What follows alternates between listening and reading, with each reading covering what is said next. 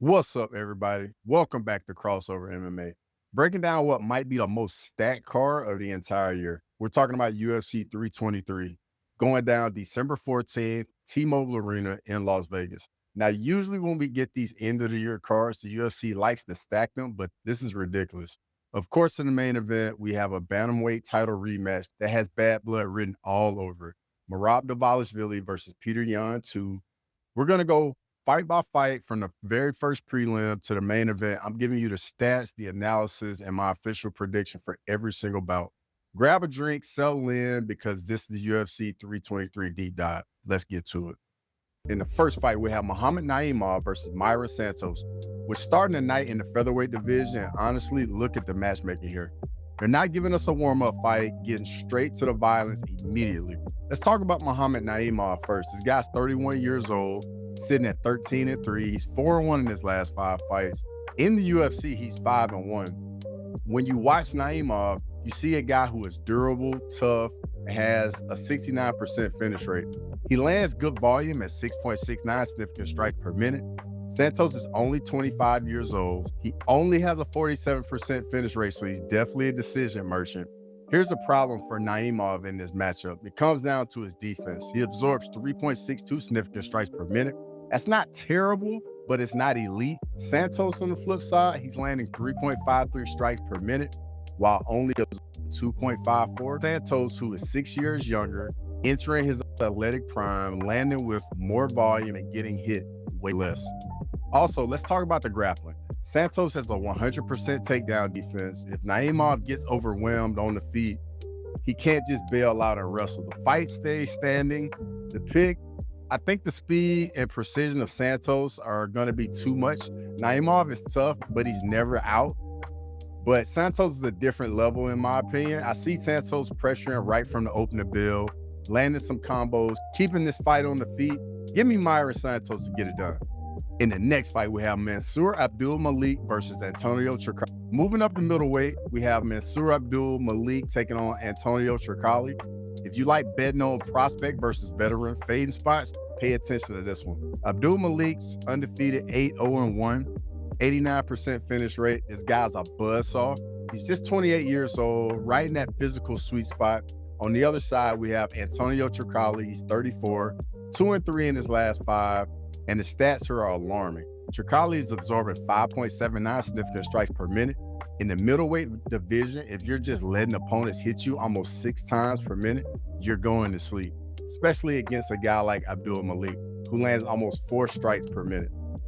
Now, Trocoli does have a path. He does have 5 submission wins. If he can make it ugly, drag it to the ground, maybe he catches a limb. But Abdul Malik has an 82% takedown defense. I just don't see Trocoli getting this to the ground, and on the feet, I think he's a sitting duck. Abdul Malik is going to find the chin. I'm predicting the second round TKO. Mansur Abdul Malik gets it done. In the next fight, we have Iwo Baraniewski versus Ibo Aslan. Both men have 100% finish rates. Neither of them knows what the scorecards look like. Let's look at Baraniewski. He's 6-0. But look at this stat. He lands 12 significant strikes per minute. That's not a typo. That is insanity. But there is a tax for fighting like that. He absorbs 6 strikes per minute. He is basically walking into traffic, looking to land shots. Ibo Aslan is 29, 14-3, 2-3 in his last 5. He's a bit more measured, lands about 5 strikes per minute, but his defense is much better, absorbing only 3.47 strikes per minute. This is chaos versus calculated violence. Baraniewski is untested at this level. Aslan has 17 fights. He's been in there with UFC caliber guys. I think Baraniewski comes out looking like a maniac, but Aslan's defensive counters are going to catch him. You know what? I'm looking at that landing volume. 12 strikes per minute is overwhelming. I'm going with the chaos. Give me Iwo Baraniewski by KO. In the next fight, we have Edson Barboza versus Jalen Turner. A true legend, Edson Barboza, taking on the tarantula Jalen Turner. Edson's 39 years old. He has 37 fights. He's been in wars over a decade. Jalen Turner's 30. He's a long, rangy striker, and he hits very hard. Here's a concern for Turner. He's returning from retirement. He was 1-4 in his last 5 before the retirement. He absorbs 4.55 significant strikes per minute. Against a kicker like Barboza, leaving your body head open is the death sentence. Barboza is still technically sharp, only absorbing 4.6 strikes per minute. But we can talk about the durability. Barboza's body has miles on it. Turner lands 5.56 strikes per minute. If Turner pressures him, can Barboza hold up 15 minutes at the age of 39? I think Turner's aggression and youth are going to be the difference. He will eat some kicks, sure, but I think he's going to break Barboza. Give me Jalen Turner by decision. In the next fight, we have middleweight clash, Marvin Vettori versus Bruno Ferreira. We know who Vettori is. He's 32. He's been to the top of the division. He's 19-9-1. He's a tank. He absorbs shots, 4.52 per minute, just to walk you down and try and grind you out. Bruno Ferreira is the wild card. He's 14-2 with an 88% finish rate. He hits like a truck. Here's the key to victory. Vettori averages 1.43 takedowns per 15 minutes. Ferreira's takedown defense is shaky at best at only 57%. If Vettori fights smart, he wrestles. However, Vettori has a bad habit of standing and banging when he shouldn't. And Ferreira is a much cleaner defensively, in my opinion. He only absorbs 3.34 strikes per minute and has the touch of death power. I think Vettori gets overconfident, leaves an opening, and Ferreira just lands some clean shots and doesn't allow Vettori to get going. Give me Bruno Ferreira here. In the next fight, we have Nazim Sadykhov versus Ziam. Nazim Sadykhov's 31 years old, 11-1-1, 4-1 in his last 5 fights. He lands 5.55 significant strikes per minute, absorbs 5.89, and has an 85% finish rate. Ziam's 28 years old, 17-4, 3-2 in his last 5 fights. He lands 2.85 significant strikes per minute, absorbs 1.62, and has an 81% finish rate. This lightweight prelim is a masterclass in contrasting styles that could steal the entire card. Ziam is arguably the best defensive striker in the entire lightweight division at absorbing only 1.62 strikes per minute. This dude fights out of Kill Cliff FC. He has 21 professional fights worth of experience, uses every inch of that 73-inch reach to pick opponents apart from range. His technical kickboxing is beautiful to watch. He fights calm, composed, and makes you pay for every mistake. But here's the problem. Nazim Sadykhov doesn't care about your technical game. Sadykhov is a human tornado who throws over 5.5 significant strikes per minute. Here's the crazy part. He absorbs almost 6. He's definitely there to be hit. He wants a firefight. Sadykhov has that dog in him that you really can't teach. He walks forward, throws bombs in combination, has an 85% finish rate with 4 straight knockouts. When he finds that rhythm, he's a problem. The pressure he applies is suffocating, and he has that Sarah Longo fight team pedigree. These guys don't train decision fighters. The 3-year age gap isn't huge, but the experience is. Ziam has seen more, but Sadykhov has finished more. This fight is going to be determined in the first round. Ziam's path is clear. Use that elite footwork, stay at distance, make Sadykhov chase him in the counters, and don't get dragged into a brawl.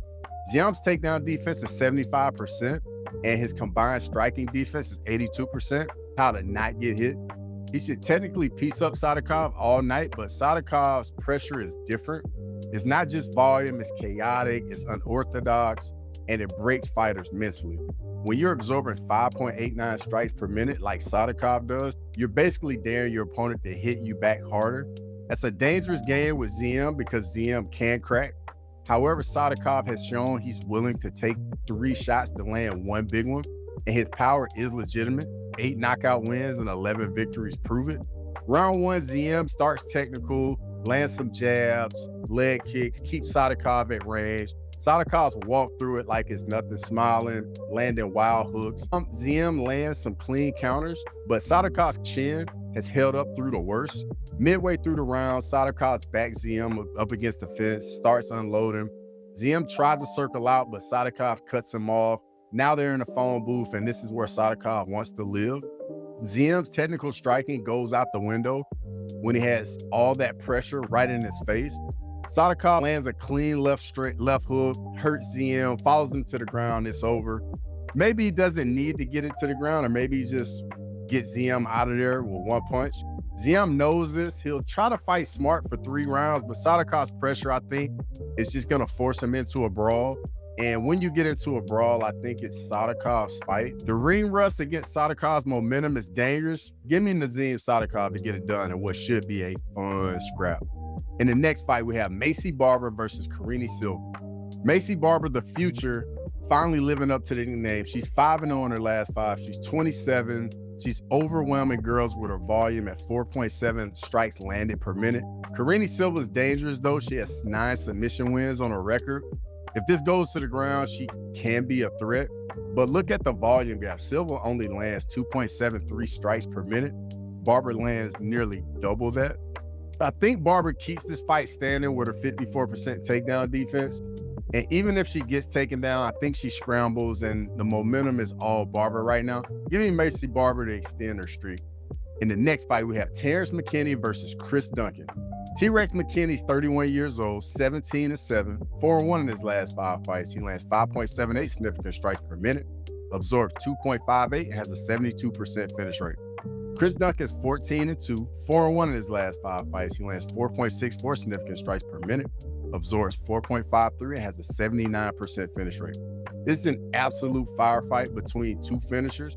McKinney's been on a tear. Chris Duncan has also looked very explosive. The stats heavily favor McKinney. He lands over a strike more per minute than Duncan, while absorbing almost half the damage at 2.58 versus 4.53. McKinney's takedown game is also superior at 3.59 takedowns per 15 minutes, and his takedown defense is 100% in his UFC run. But here's the thing. Duncan is the -180 favorite for a reason. He trains an American top team. He only has 2 career losses, and the 3 recent submission wins prove he's a problem when he's on the mat. The question is whether McKinney's wrestling can neutralize that. I think McKinney wins round 1 by storming out and just landing heavy shots. Duncan's veteran savage keep him alive, but McKinney's volume and accuracy are too much.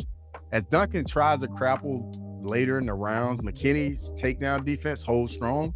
If this fight stays standing, I think McKinney can definitely have some success on the feet and even be winning most of the exchanges. Duncan's very tough, and I think that definitely will make this fight very competitive. The thing here, I think this is either going to be a late stoppage or McKinney dominates for 3 rounds, but give me Terrence McKinney to get it done.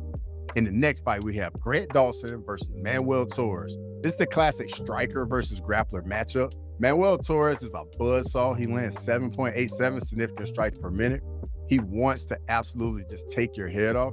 Grant Dawson, he pretty much just wants to hug you to death in a violent way. He averages almost 4 takedowns per 15 minutes. Here's the stat that decides the fight. Torres has an 89% takedown defense. That sounds solid, but against an elite wrestler like Dawson, solid can get you strangled. Dawson's 31. He's in his prime. He has 13 submission wins. Torres has a puncher chance, obviously, but Dawson's defense is elite. He only gets hit 2.1 times per minute. He closes the distance, finds the takedown, and looks to get submissions. I think the grappling is going to be the difference, so give me Grant Dawson to get it done. In the next fight, we have Jan Blachowicz versus Bogdan Guskov. Jan Blachowicz is 42 years old, 29-11-1, 2-3 in his last 5 fights. He lands 3.44 significant strikes per minute, absorbs 3.03, and has a 61% finish rate. Bogdan Guskov is 33 years old, 18-3, 4-1 in his last 5 fights. He lands 4.17 significant strikes per minute, absorbs 3.40, and has an 86% finish rate. This light heavyweight clash is a classic case of the legendary experience versus the surge in youth. Jan Blachowicz is the former champion, a Polish MMA icon who's been in the cage with the absolute best. Adesanya, Teixeira, Ankalaev, Rakic. This man has 41 professional fights worth of experience. The wisdom doesn't stop Father Time, and at 42 years old, Jan is fighting against biology itself. The 9-year age gap is massive in any division, but in light heavyweight, where speed and reflexes are crucial, here's a breakdown. Jan Blachowicz's recent form is concerning. He's 2-3 in his last 5, and those losses didn't look great. He's been finished. His chin, which was once granted, has shown some cracks. He's also coming off an 8-month layoff, which at this age potentially means ring rust. Meanwhile, Guskov is on an absolute tear with that 86% finish rate. This dude ends fights violently. 13 of his 18 wins are by knockout or submission. He's landing 4.17 significant strikes per minute with that precision and that power, and his defense is solid. He only absorbs 3.4 strikes per minute. The stylistic matchup favors Guskov's aggression. Jan has always been a patient counter striker who waits for openings, but Guskov doesn't give you time to wait. He pressures and just cuts off the cage and throws in combinations that just overwhelms his opponent. Jan's path to victory is clear. Use that veteran savvy, check the leg kicks, land the counter right hand, and look to put Guskov to sleep. Here's the problem though. Guskov knows this. He's not going to stand right in front of Jan and exchange. He's going to use feints, level change, probably mix in some grappling as well. Guskov's wrestling has improved dramatically. He lands one takedown per 15 minutes with some solid accuracy. I think this is going to be a very fun, competitive fight, but give me Boston Guskov to get it done. In the next fight, we have Henry Triple C Cejudo versus Peyton Talbot.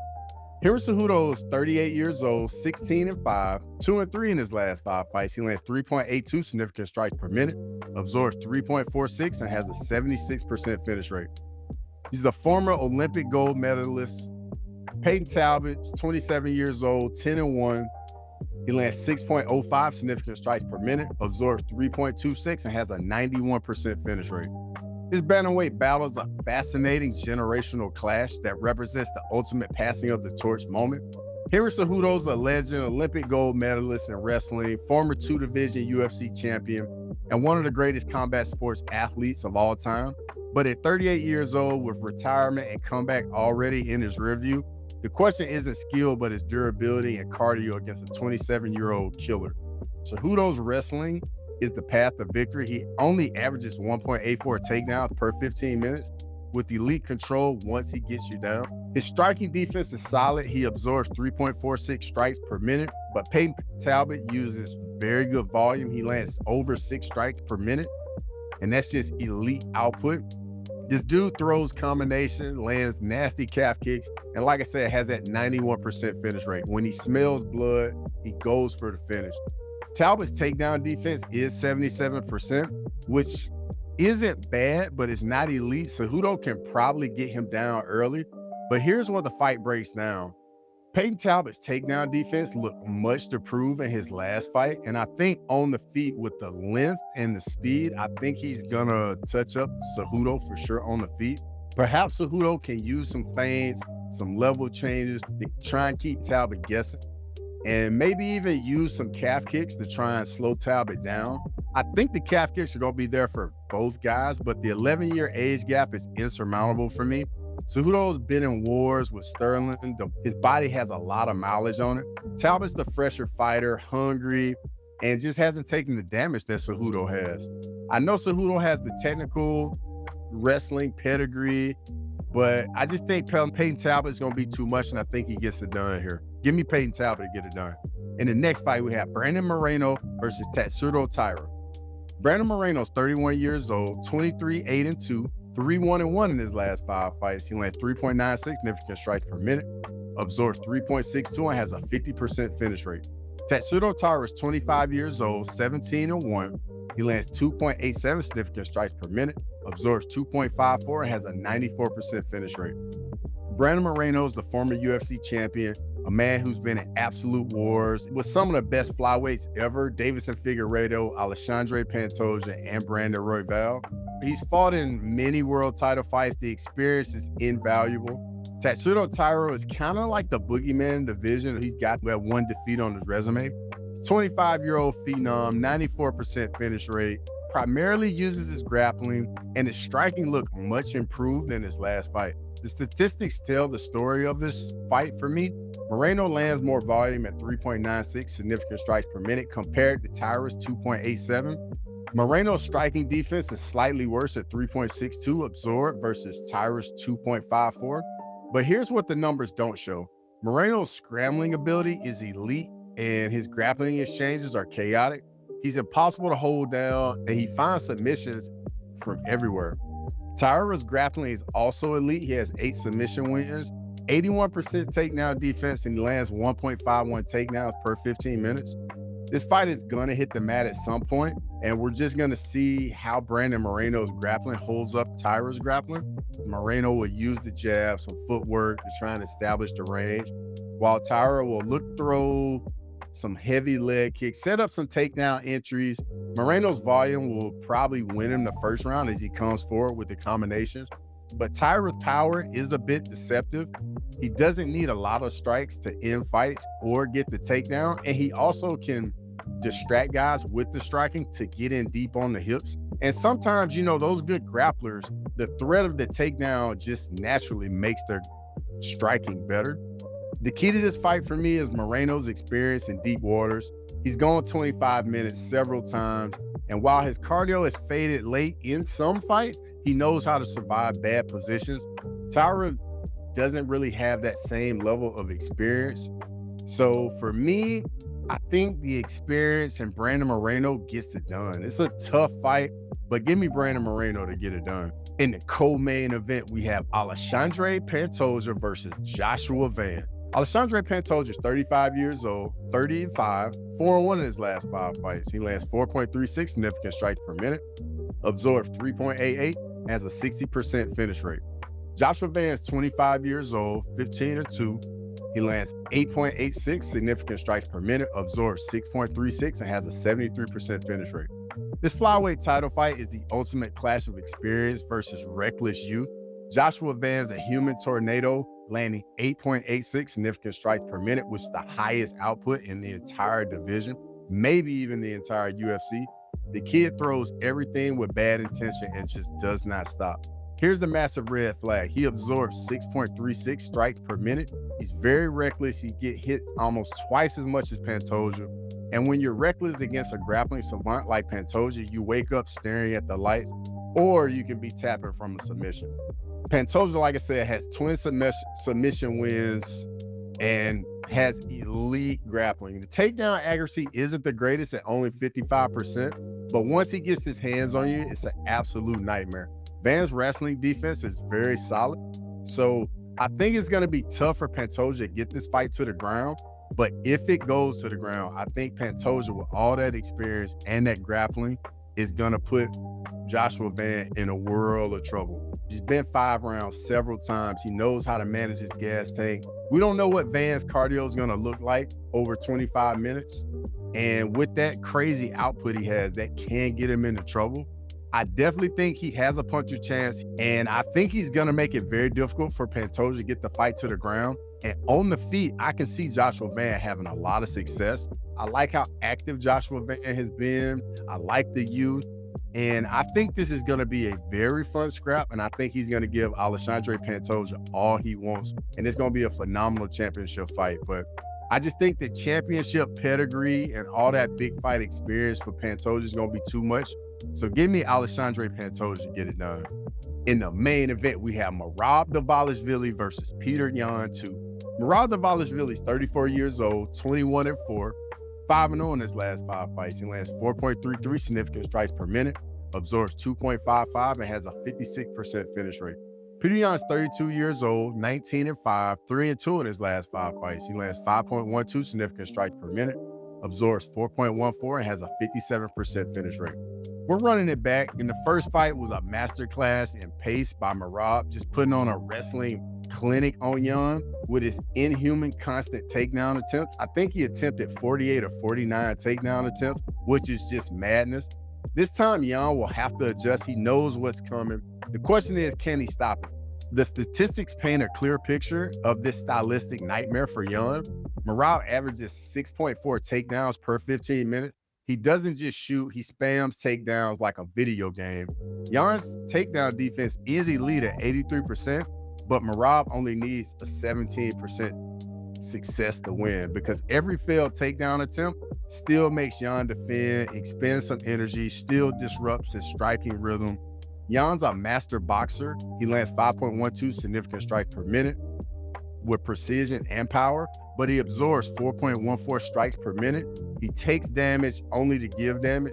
Merab only absorbs 2.55 strikes per minute. He doesn't get hit clean a lot, especially lately, because he's just always moving forward, and there's also the constant threat of the takedown. I think round one will be closer this time. Jan will stuff a couple of the early takedown attempts, and I think he's going to land some on the feet. But as we've seen, Merab's striking has improved tremendously over this run he's been on. He nearly finished Corey Sandhagen in their fight, and I don't think anyone was expecting that on the feet. But I just think the cardio, the pace, and the volume of the takedown shots eventually are going to slow Jan down. I think he'll need to use some low kicks to possibly slow Merab's shots down some, but ultimately, I just don't think it's going to be enough. The Georgia's just the cardio king in the UFC. I just don't think we've seen anything quite like it. Jan will be game, does have that championship pedigree as well, but I just think the cardio from Merab is just going to be too much. And he's just going to end up slowing Jan down and end up breaking him. So give me Merab Dvalishvili to get it done again. If you made it this far in the video, I really appreciate it. You have all my picks. I want to hear from you in the comments. Let me know what you think of my picks. Let me know what you think I got right. Let me know what you think I got wrong. If you enjoyed the video, smash the like button, subscribe to the channel, turn on notifications so you don't miss anything. And as always, until next time.